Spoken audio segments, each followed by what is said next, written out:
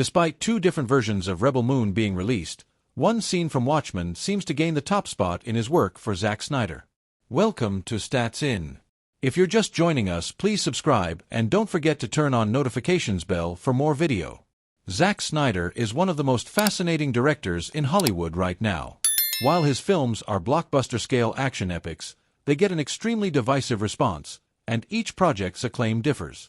After hitting it out of the park with Army of the Dead, Snyder came back with a negatively received space opera Rebel Moon. Filmmaker Zack Snyder has some amazing visuals to boast of in his filmography, even if the films themselves have been divisive.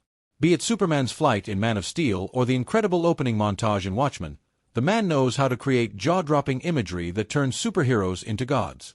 While there are many to boast of, Snyder recently revealed what his favorite scene to shoot in the latest Rebel Moon films was. The filmmaker released an R-rated director's cut for both chapters of the space opera on Netflix and revealed that he was excited for fans to watch the R-rated version of his favorite scene in an interview with The Hollywood Handle. Snyder spoke about multiple details in the sci-fi film series and the upcoming projects in the franchise. Responding to a fan question about his favorite scene to shoot in Rebel Moon, he said, "Korra fighting the guys in the barn, killing all the Imperial guys in the barn. That felt old school. It was like old school fighting and shooting and really just going, shot to shot, and really telling that story was really fun. And I can't wait for you to see the R-rated version of it." The scene in question sees Korra, played by Sofia Boutella, barge into a barn where a group of Imperial soldiers are holding a few villagers hostage. Many fans criticized the scene for its overuse of slow motion and lack of blood. The two-part saga saw a Star Wars-inspired story of rebels who go against an intergalactic empire after their home world is threatened. Released on Netflix last year, the films gained the top spot on the platform's top 10 for weeks but were not well received by critics. Snyder released an R-rated director's cut of both the films on August 2nd. While the film has plenty of memorable sequences, including the beautiful opening montage set to Bob Dylan's The Times They Are A-Changin', Snyder reportedly has a favorite that claims the top spot in his entire filmography. The filmmaker said to The Hollywood Handle, "I would say one of my favorite sequences is the birth of Dr. Manhattan. That is probably one of my favorite sequences in my movies. The almost 10-minute sequence sees Billy Crudup's Dr. Manhattan narrate and contemplate about the origin of his existence from meeting the love of his life Janie Slater to his eventual disappointment with the human race." While films like Dawn of the Dead and 300 put Zack Snyder on the map, it was 2009's Watchmen that made the filmmaker get into hardcore comic book films. An adaptation of Alan Moore's graphic novel of the same name, the superhero film saw many traces of what would be the director's trademark style in treating larger-than-life heroes. There have been several different iterations of Superman in the decades of superhero television and movies. Welcome to Stats In. If you're just joining us, please subscribe and don't forget to turn on notifications bell for more video. From Christopher Reeve to Henry Cavill to Tyler Hoechlin, many notable actors have taken on this iconic role. Veteran director Zack Snyder's and actor Tyler Hoechlin's takes on the role of Superman during a similar situation showcases the creative difference. Premiering in 2021, Superman and Lois is a drama show following the life of Tyler Hoechlin's Superman and Bitsy Tulloch's Lois Lane. The show found worldwide fame and critical acclaim for its varied take on the role of Clark Kent and his family. And not just actors, but each director had a different vision for the character of Superman. Arguably, Zack Snyder's vision for Superman in Man of Steel was quite controversial. However, the CW show Superman and Lois have taken a different approach. Cars and farmhouses are eroded and decimated. However, Superman and Lois showed one thing differently than Henry Cavill and Zack Snyder's Man of Steel. In the CW show, John and Jordan Kent, the two sons of Clark Kent, fight alongside their dad against Doomsday. The recently released Season 4 Episode 9 of the show, titled To Live and Die Again, featured an iconic battle where Lex Luthor's Doomsday gives a reign of terror to the town of Smallville, where Superman belonged to. Was the year 2013 when Zack Snyder released Man of Steel. Starring Henry Cavill in the lead role of Clark Kent aka Superman, the film followed General Zod's invasion on Earth and Kal-El defending its residents. The decimation is limited while John and Jordan Kent also showcase their selfless side as they help civilians and shops get out of harm's way. In the end, the trio ends up fighting the Kryptonian monster together.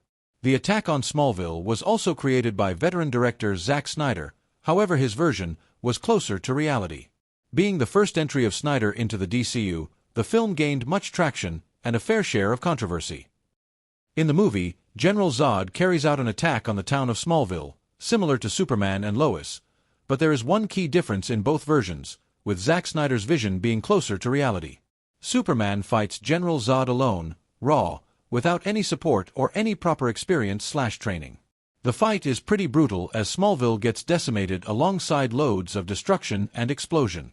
This key difference of an untrained Superman fighting General Zod in his hometown without any backup makes Snyder's vision a bit more closer to reality than Tyler Hoechlin's. Although opinions differ, the two versions are equally different and equally entertaining for millions of viewers to watch.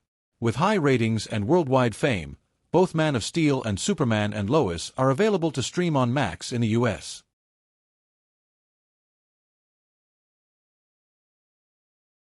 Are you ready to don the capes of curiosity to explore what could have been? Welcome to Stats In. If you're just joining us, please subscribe and don't forget to turn on notifications bell for more video. This means that the Magic Mike actor, who eventually played a villain in Justice League, was Snyder's second choice for Superman's role. Have you ever meditated on the what-ifs of casting decisions that could have reshaped our beloved characters? Zack Snyder had a very valid reason for casting Henry Cavill over an actor who might have just been on the cusp of donning the iconic red cape, Joe Manganiello. The latter played Deathstroke in the DCU. It is exciting to peel back the layers of Snyder's Man of Steel, a film that sparked debate over its tone and portrayal of Krypton's last son. While the director's vision faced scrutiny for allegedly missing Superman's quintessential hopefulness, he himself pointed to a nuanced perspective on his protagonist's innate innocence, a characteristic he found in Cavill. Joe Manganiello, known for his roles in TV shows like True Blood and films like Spider-Man, 2002, was initially considered by Snyder for the role of Superman before ultimately casting Cavill. In an interview with MTV News, the director revealed that Manganiello was his second choice for the role, praising his talents and acknowledging his potential to embody the character. Superman needs the teeniest bit of innocence, not to be overt, but you like it to be there ever so slightly. I mean, he grew up in Kansas, that's just true, so you need a little of that innocence. For critics of Man of Steel who argue that Snyder's interpretation of Superman missed the mark, this revelation mirrors that the director had a specific vision for the character that he believed only Cavill could fulfill. Joe Manganiello's brush with Superman's role adds another layer to the tapestry of what-ifs. Known for his smoldering role in HBO's hit series, True Blood, the actor's commitment to the vampire saga was a double-edged sword that ultimately swayed his destiny. By choosing Cavill over Manganiello, Snyder made a bold statement about his understanding of Superman's character and the nuances required to do justice to the iconic superhero. In a candid revelation on the Happy Sad Confused podcast, he shared the bittersweet journey of nearly donning the cape before behind-the-scenes intricacies veered his path. I met the producers, I met with John Jashney and Thomas Tull at Legendary, I met everybody